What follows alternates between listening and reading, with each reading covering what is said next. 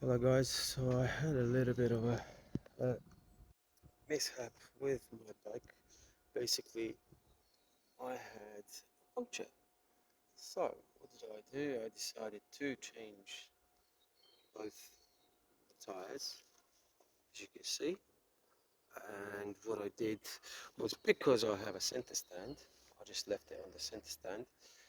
Um, left the rear first, took the front off.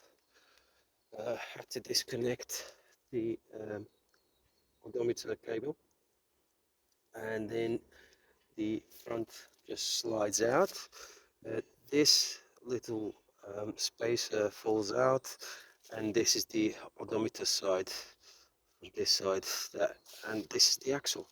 So that's all it is for the front. And for the rear, basically it's the same. um, you have you have these babies. You have the axle, you have the spacers, and you have to make everything loose. And yeah, obviously you got your caliper.